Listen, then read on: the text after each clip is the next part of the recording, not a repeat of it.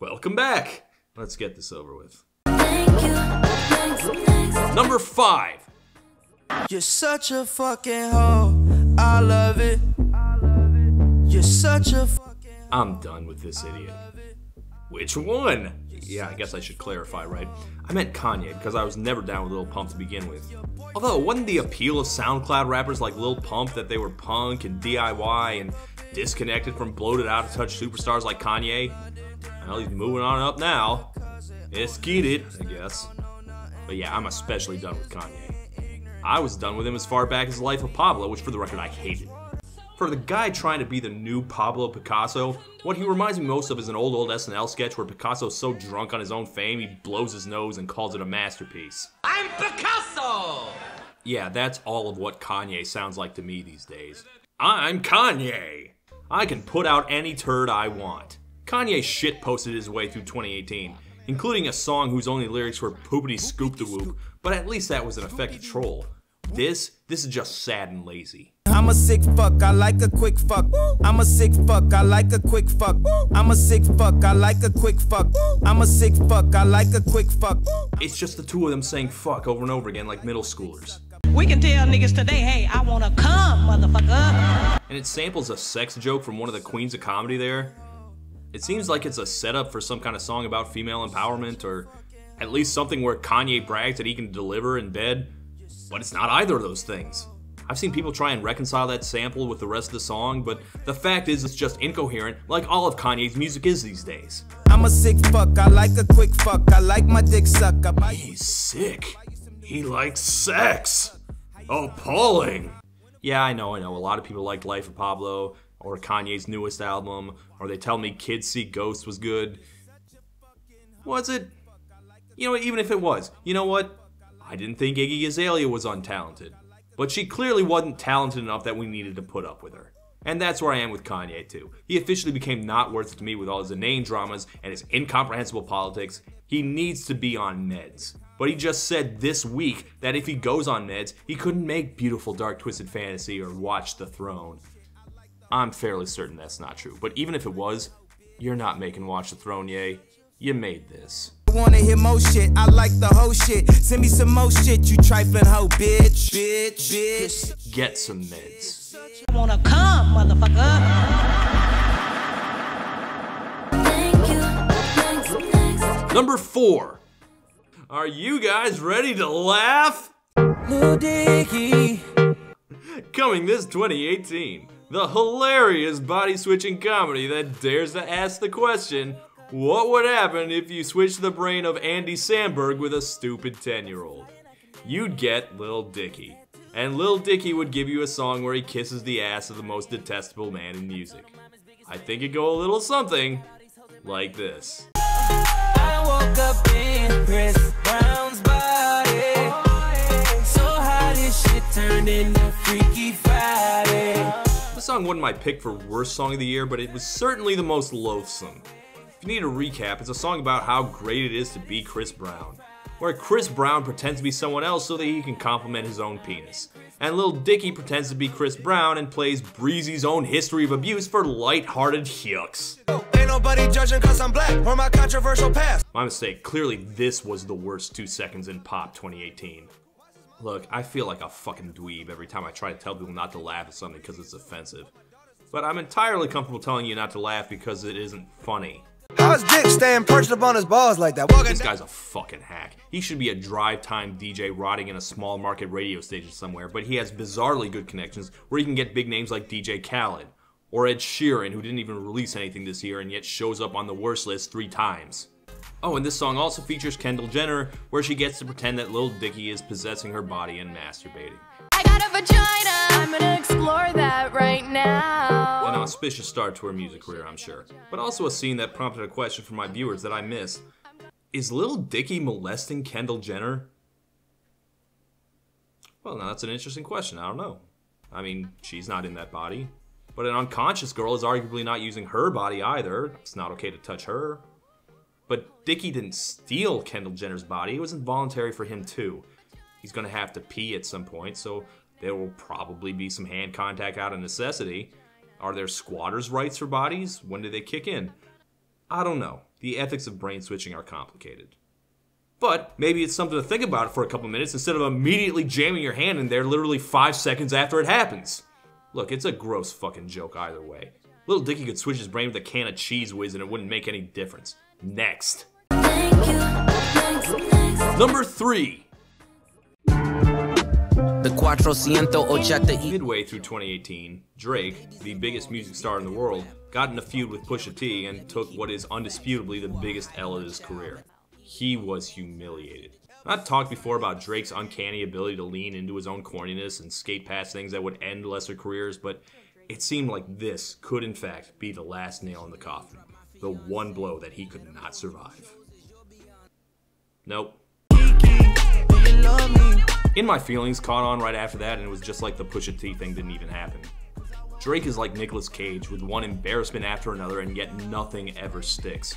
And even after he ran out of singles, he was an omnipresent guest rapper. He could have a #1 hit where all he raps about is taking a nap. Out like a light, like a light, like a light. He was just constantly there, on singles that were good, or mediocre, or this.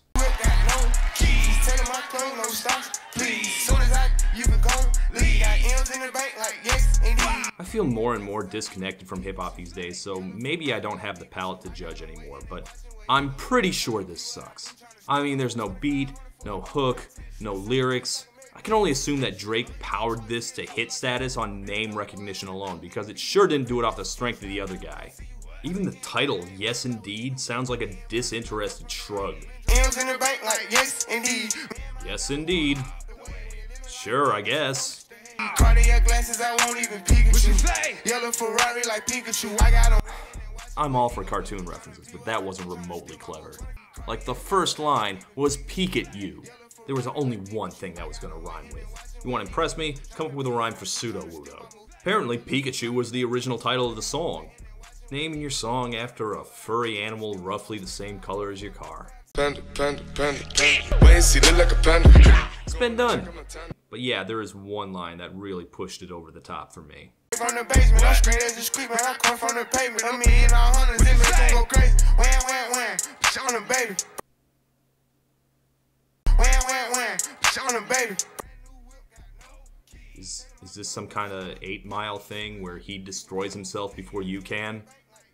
Like, he can't possibly think that going wah wah wah is cool, right?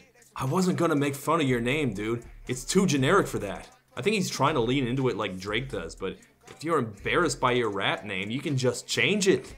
In fact, Birdman used to go by Baby, and he changed it. Yet another thing a better rapper beat you to. Soon as you can go. You got M's in the bank like yes indeed.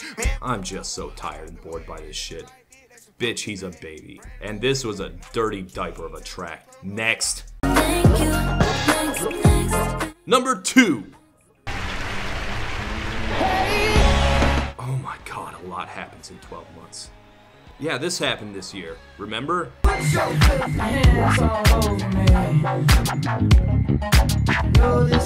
think it's fair to say that the tone of the year was set early by the dramatic failures of pop's biggest names. And while Eminem and Taylor Swift and even Beyonce and Jay-Z had their struggles, I don't think any single this year failed harder than Filthy, the already forgotten lead single from the already forgotten Man of the Woods, the ill-advised concept album from already forgotten former superstar Justin Timberlake. I did a full review of this song, but revisiting it 11 months later, I still can't believe how bad it is. The word filthy can be sexual, filthy hands though is not. Filthy hands sounds like he's trying to talk to a preschooler who tried to eat ice cream with their fingers. Maybe this was a demonstration of his power. He already brought sexy back. Now in 2018, he can only repeat that trick by sending it away again. Sexy is gone forever. And that whole album, that's a train record and a half. Stay tuned on that one. I mean, think about it. Justin released a whole country pop album and only managed to score one mild hit song out of it in a year where country pop was the biggest trend in music. Maybe he could have scored other hits off of it, but Filthy poisoned the well really early. His version of Dirty Sex all sounds like deleted jokes from Anchorman.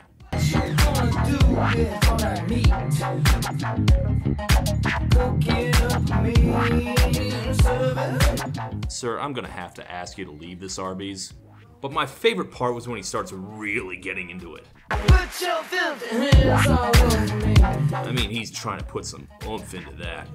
You can just imagine him biting his lip when he says it. In any other year, a song this bad would take the top spot. But, you know, I gotta respect him for trying. He didn't play it safe. He dared to put himself out there. And he failed miserably. The end of the video is basically what happened in real life. And Justin was never seen again. And now, before we continue, some honorable mentions. I like that you're broken like me. Maybe that makes me a fool. Even with all the radio play this got, I don't think this counts as an actual hit. But seriously, fuck this song. Imagine the fucking gall in 2018 to be yet another Blank the Blank band with a song that jacks the beat from Pumped Up Kicks, the riff from MGMT's Kids, and the lyrics of an emo 8th grader. Kiss my ass forever. Wait, can you turn around? Fuck you, Maroon 5. You suck. I'd go back to you. Yet another year where Selena Gomez fails to justify her own existence. Have you heard that new Miley Cyrus song? That one was pretty decent. Cause you're a natural, I beat it hard. I genuinely don't understand why you would want to make music like this. I really want to be happy that Panic at the Disco is back, but this song sounds like ass. Sounds like a bad T.I. song from 2008. Those trumpets. Ugh. Didn't this band used to be clever and weird? This is my least favorite song by them ever. Ew, what is this? No. Niggas iffy, Blicky got the stiffy, This would have been an easy pick for the list. It's not on there because I'm so sick of mumbling drone raps and part of me can't help but appreciate a guy that goes this hard. But Jesus Christ, this song's a headache and a half.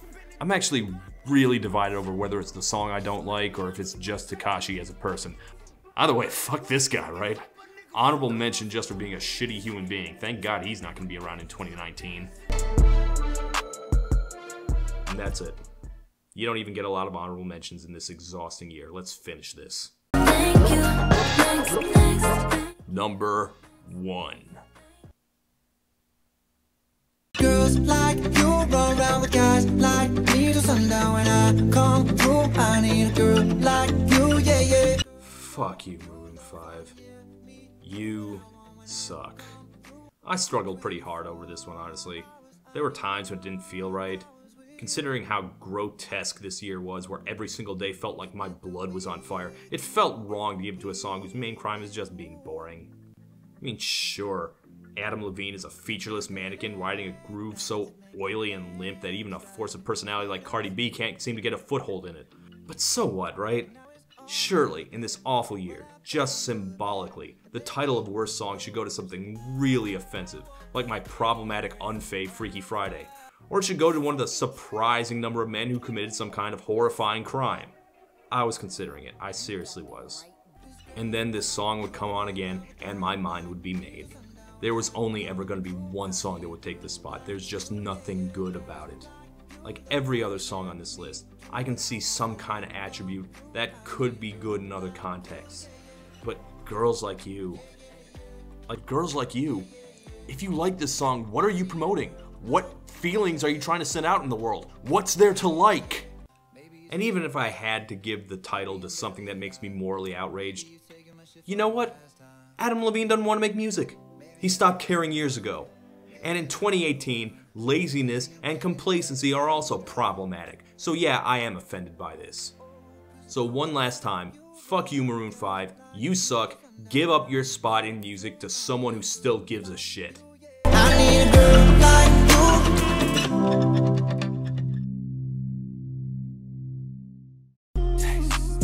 She can get a taste. She can get a taste. Fuck what a nigga say.